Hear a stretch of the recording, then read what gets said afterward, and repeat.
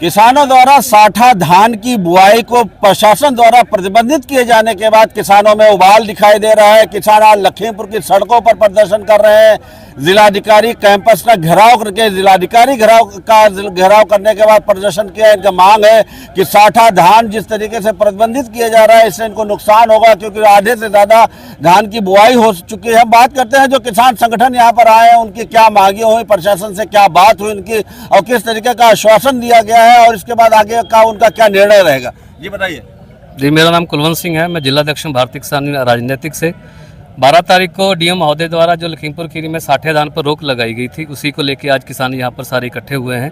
3-4 संगठन यहाँ पर थे जिले के, जो इकट्ठे होकर वार्ता करने के लिए यहाँ पर आए हैं।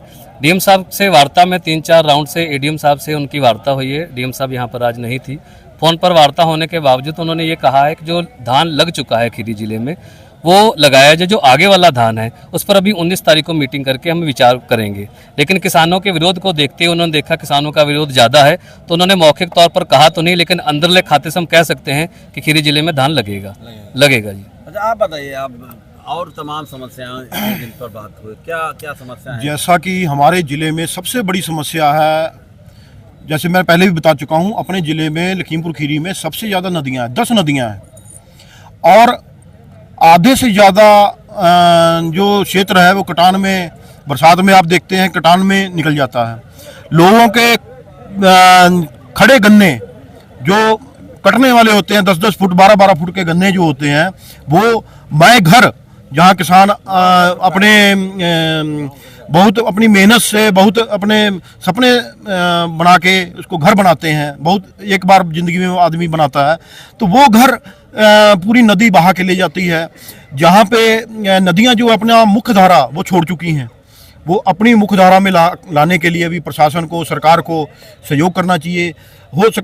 ज़िले में 10 नदियाँ हैं, लेकिन उसमें हमें लग रहा है 2-3 नदियाँ ऐसी हैं जिसमें एक पानी भी बूंद नहीं रहती है, क्योंकि वो सब नदियाँ जो है अपनी मुख्य धारा से अलग हो गई हैं। और क्या कारण है मुख्य धारा से अलग हो जाना? मुख्य धारा होने के लिए कुछ दिन पहले पलिया विधानसभा में ये जो पंपिंग सेट द्वारा कुछ सिस्टम होता है, उससे बालू निकाल के जो रेत का खनन माफिया द्वारा उसमें पट्टे निर्धारित हुए थे, वो शायद मैडम ने, जिलाधिकारी महोदय ने अभी निरस्त कर रहे हैं। कुछ ठेकेदारों को जुर्माना भी लगाया है, शायद 25-30-35 लाख। तो उसमें बड़े बड़े राजनेता भी शामिल हैं और हमारी जो किसानों का है सबसे ज़्यादा शोषण और नुकसान किसानों का होता है। क्या डिसीजन रहा? आज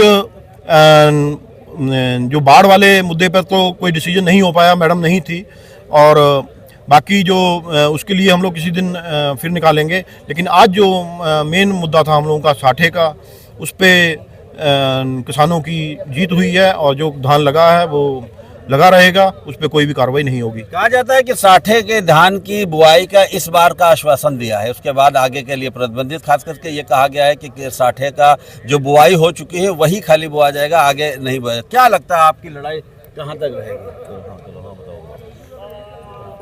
हम लोग आज सब लोग एकत्रित हुए थे। अगर ये बात आपकी आगे नहीं मानी गई तो अगला कदम क्या रहेगा? जैसे आपकी मांग थी कि इसको प्रतिबंधित हटाया जाए, प्रतिबंध हटाया जाए। नहीं, पहले तो बात आप बता दें, आपको बता दें कि पहले बात ये मानी गई है, प्रशासन ने जो हमें संतुष्ट किया है, सभी किसान भाइयों को संतुष्ट किया है। और अगर नहीं इसके बाद बात मानी जाती है तो सभी किसान भाई आंदोलन करने के लिए तैयार हैं। क्या आपकी मांग सिर्फ इस साल के लिए साठे की बुआई की थी कि हमेशा के लिए आपने मांग की थी? हमने हमेशा के लिए मांग करी थी। इस साल के लिए अगर छूट दे दी जाएगी, उसके लिए आगे बैठ के विचार होगा। जैसे पलिया एरिया है, उसमें बरसात में पानी भरा रहता है, धान भी नहीं होते हैं। इस टाइम जो सूखा समय 3 महीने का मिलता है वो अपनी फसल काट लेते हैं। कुछ ऐसी जगहें हैं जहां प्रतिबंध नहीं होना चाहिए कभी भी। और बाकी बात रहेगी, जैसे हमारा ऊंचा एरिया पड़ता गोला साइड, मोहम्मदी साइड, वहाँ से पीछे शारदा से नहर बन रही है गोमती नदी में पड़ने के लिए, तो वो सरकार वो काम करा दे ना, तो उसका वाटर लेवल बढ़ जाएगा। क्या साठा से पानी देखो, पानी का खर्चा तो है, हम भी मान रहे हैं। हम लोग कोई देश विरोधी नहीं है कि हमारे बच्चे, जो आने वाली पीढ़ियां, हमारा वो पानी न मिले, प्यास की वजह से मर जाएं, हम भी इसके हक में हैं। लेकिन जहां पानी फराद है, हमारा पानी तो जा रहा है दूसरे बांग्लादेश में, नेपाल में, तो अपने पानी को हिंदुस्तान पहले अपने देश में रोके, हमारे पानी की कमी नहीं है।